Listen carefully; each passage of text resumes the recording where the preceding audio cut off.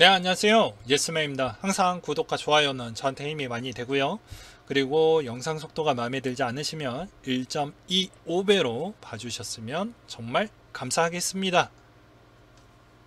네, 오늘은 라인과 제트홀딩스에 대해서 통합이 되고 본격적으로 2021년도 때 가장 기대하고 기대했던 측면에 있어서 요거에 따른 호재도 있으니 다시 한번 보고 넘어가는 차원에서 가지고 와봤습니다. 보게 되면 이제 라인과 제트홀딩스가 통합이 되면서 여러 가지에 대한 코스트 절감을 많이 해요. 왜냐면 서로에 대한 이런 핀테크에 대해서 어떻게 보면 마케팅 비용으로 너무 많이 썼거든요. 어떤 걸 했냐, 과거에는 이제 여기에서 네이버 라인이 여러 가지에 대한 고객사를 확충하기 위해서 출혈 경쟁을 많이 했죠. 뭐 예를 들어서 뭐 물건을 사면 페이백을 뭐 20% 해주겠다. 그러니까 야후 재팬에서는 야, 우리는 그냥 더블로 갈게, 이런 형태로 가버렸습니다. 그래서 서로 비용 확대와 수익성 악화가 커질 수밖에 없었죠. 그리고 신규 사업 투자가 라인이 좀 많이 하면서 최근에 주가가 좀 위축이 되다가 이번에 그 질병으로 인해서 엄청나게 다시 회복을 해주긴 했지만, 다시 원상태로 돈다라고 하면은 신규 사업에 대한 투자에 대해서는 지속적으로 부담으로 작용이 될 것으로 보여졌으나, 이번에 소프트뱅크와 합작을 하면서 그 코스트를 확연히 낮춰줌으로써 일본에 대한 사업 가능성에 대한 다각화, 비용의 최적화 부분과 여러 가지에 대한 서로에 대한 시너지 효과를 낼 수 있을 만한 통합 시스템을 같이 꺼내면서 기대감을 더 많이 가져가게 되는 구도를 볼 수가 있습니다. 네이버와 소프트뱅크는 라인 지분 전체 취득을 348엔의 공개 매수를 진행을 했고, 불가한 경우에는 병합, 기타 방법을 이용을 해서 전부 보유하는 회사로 만든 후 상장 폐지를 할 거라고 합니다. 그리고 50대 50으로 연결하는 편이라고 되어져 있고요. 뭐 주식 교환은 뭐 이런 형태로 되어져 있는데, 제가 주식 이야기를 하려고 하는 건 아니기 때문에, 그래서 일단은 지배구조는 이런 형태에서 이렇게 합쳐서 폐지가 되는 형태라고 보시면 될 것 같습니다. 그래서 이런 복잡한 형태를 거쳐서 보게 되면은 공통 사업 분야라는 게 있겠죠. 보게 되면은 이제 우리가 흔히 알고 있는 무엇입니까? 라인이 갖고 있는 거래소가 있죠. 그리고 라인이 갖고 있는 또 코인도 있죠. 그리고 여기에서도 야후가 갖고 있는 거래소가 있죠.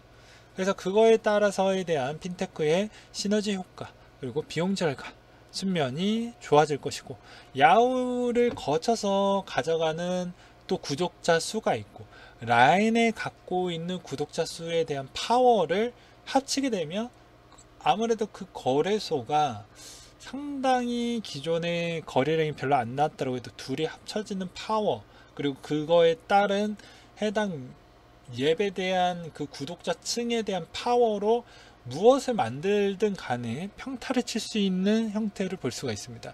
여기에서도 야후재팬이 갖고 있는 300만 개의 고객사, 350만 개의 고객사를 합치면 어마어마하죠.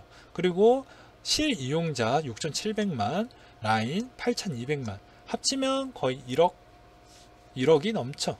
그러다 보니까 이 파급력을 무시할 수가 없다라는 이야기를 하고 있습니다. 출혈 경제가 완화가 되면서 이 페이페이와 라인페이에 대해서 엄청난 출혈 경쟁이 있었죠. 그래서 이것에 대해서 좀 낮춰놨으니 이제는 어느 정도 괜찮아질 것이다 라는 가능성이 있다라는 것입니다. 그렇다면 페이페이에 대해서 간략하게 좀 알아보고 가야 되겠죠.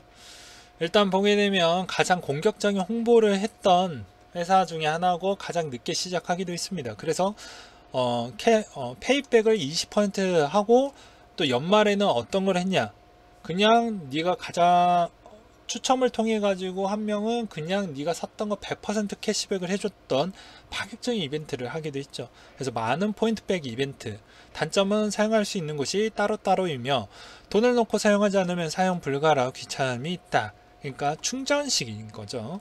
그래서 이거에 따른 불합리가 있고, 라인페이는 어떻게 보면은 카카오페이와 어플리케이션을 사용 가능하고 플라스틱 카드도 신청 가능해 2주일 정도면 나온다. 장점은 JCB 가맹점에서 사용 가능하고 라인에서 간편하게 신청이 가능하고 익숙한 카카오페이와 닮아 있으며 은행이 연결하면 어디서는 충전이 가능하다. 일본 라인에서 만들어야 되며 한국 라인에 사용 중인 사람은 불가능하며 카드 발급하는 것이기 때문에 많은 절차가 필요하게 된다라는 내용이 있습니다. 나머지 거는 그냥 오리가미 페이가 있고 등등이 있다라는 점만 알고 계셨으면 좋겠습니다. 또한 페이페이에 대해서 이렇게 보게 되면은 공격적인 마케팅으로 인해서 2200만 사용자와 185만 개 가맹점을 갖겠다라고 되어져 있죠. 그렇다면 일본은 페이를 많이 쓸까요? 아직까지는 아닙니다. 근데 이거를 하기 위해서 정책을 내놨던 게 캐시리스에 대한 포인트 환급 제도를 해주죠. 어떻게 보면 소비세를 인상을 하면서 그거에 따라서 리워드로 그 해당에 대한 그걸 지급을 해주고 있는데요. 이제 일본 직장인 부분은 거의 씁니다. 왜냐? 물가가 치명적이고 그리고 그만큼 전략 정신이 많이 되어져 있어서 쿠폰을 잘 쓰거나 페이 쪽으로 많이 넘어가고 있습니다. 그러니까 그만큼 많이 어떻게 보면 전략과 포인트를 정말 잘 쓴다라고 보시면 돼요. 이건 거짓말이 아닙니다. 그래서 예를 들어서 이렇게 보여드리는 부분을 말씀을 드리도록 하겠고요. 그만큼 잘 사용한다라고 보시면 될 것 같습니다. 또한 네이버 쪽에 대한 파이낸셜에 대한 IPO도 얼마 남지 않았습니다. 그 파이낸셜에 대한 IPO를 높게 평가를 만들려고 한다고 하면 이 페이로만 끝내지는 않겠죠. 여기에 보이면 신용카드, 증권, 보험, 멤버십 부분을 녹여서 여러가지 다채로운 상품을 많이 만들어낼 것입니다. 근데 한국에 대한 이 측면만 가져가기에는 너무 시장이 작으니 일본, 나머지 아시아 쪽을 돌파를 해서 가져가려고 하는 모습인데 그걸 연합 체계를 해서 일본의 제트홀딩스와 같이 연합을 하면 더욱더 쉽게 접근할 수가 있으니 그 점을 좀 볼 수가 있겠죠. 그래서 지분가치 웹툰 파이낸셜 부분을 하게 되면 네이버가 더 올라갈 수 있는 측면이 있고 또한 일본에 진출하면서 일본의 친 비트코인적인 측면과 그리고 전세계 비트코인을 좋아하는 이용자층까지도 만약에 흡수를 해서 이 파일을 키우고 싶다라고 한다고 하면 당연히 네이버 파이낸셜 또한 암호화폐 거래소에 되게 잘 다듬어서 무언가를 만들어내려고 하겠죠. 또한 카카오도 비슷하다라고 볼 수가 있습니다. 카카오도 한국에서에 대한 규제 틀에서만 계속 갇혀져 있으면 지금에 대한 사업 구도 형태에서 거의 벗어나지 못할 것 같은데 여기에서 이 밸런스에 대한 어떻게 보면 이 과점유권을 어떻게 보면 조금 더 부하를 낮추는 형태가 나와줘야 됩니다. 안 그렇고서야는 언제든지 주가가 내려갈 수 있는 가능성이 보이거든요. 왜냐하면 게임 부분 충분히 그럴 여지가 있겠죠. 광고도 충분히 해당에 있는 제조업으로 지금 한국은 거의 여기에서 한 번 더 진화를 못하게 되면 광고에 대한 비중도 훨씬 줄어들게 될 것입니다.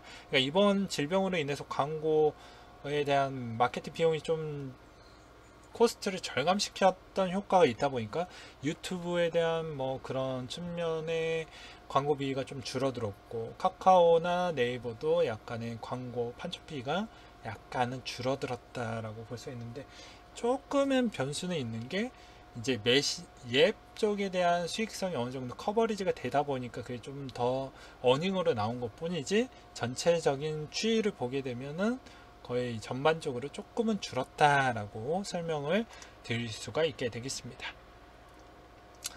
아무튼 또 카카오에 대해서 또 말한 김에 뭐 보게 되면은 여러 가지를 많이 하잖아요. 그래서 아무래도 업비트에 대한 성장 동력을 열심히 키우기 위한 노력도 꽤 많이 할 것으로 보여집니다.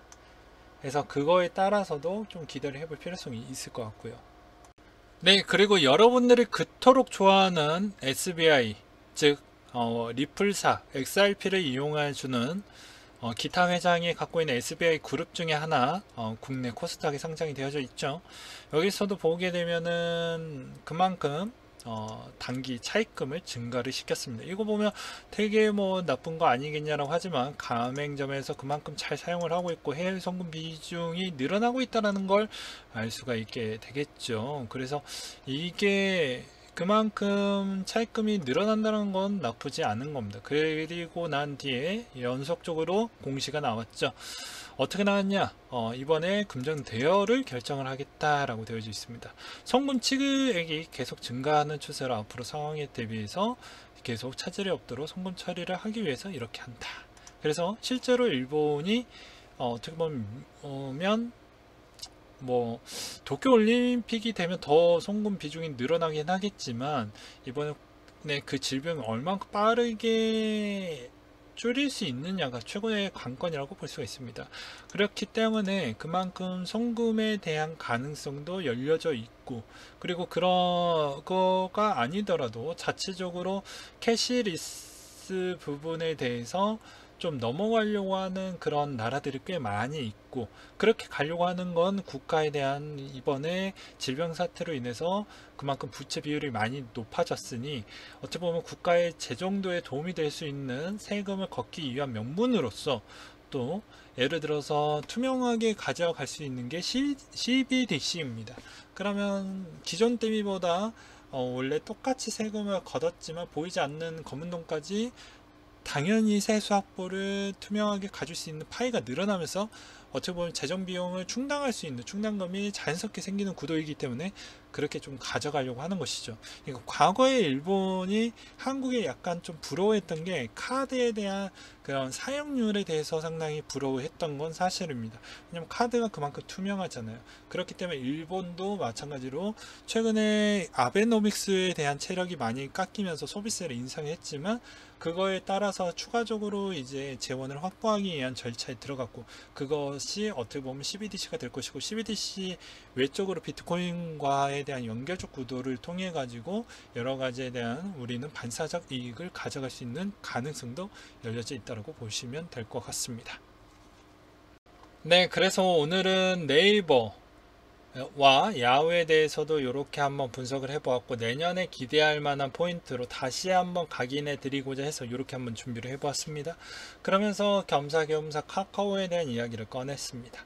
아무튼 플랫폼의 파워는 그 플랫폼을 녹여서 과거에 스퀘어와 페이팔이 그거를 역으로 이용을 했듯이 라인과 야후에 대한 모습은 원래 강했지만 연합 체계를 갖춰서 그거를 더욱더 막강하게 만들어서 쟁의하자 라는 측면이 좀 보여주었고, 또 다른 금융 사업을 갖고 있지 않았던 거를 새롭게 사업으로 부상시켜서 이 파이도 같이 한번 해보면 괜찮지 않겠냐. 그리고 공통점은 뭐 스퀘어와 페이팔과 비슷합니다.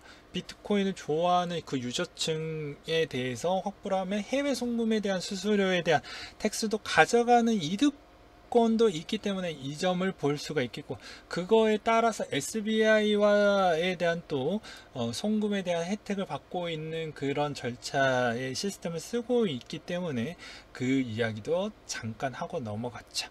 그래서 이번에 뭐 이래저래 뭐 이야기를 많이 하긴 했지만 이런 이야기를 통해서 내년에 좀 기대해 볼 수 있는 포인트를 한번 정리를 해 보았습니다. 내용이 좋았다고 하면 구독과 좋아요, 댓글을 많이 남겨주셨으면 감사하겠습니다. 네, 이상으로 마치도록 할게요.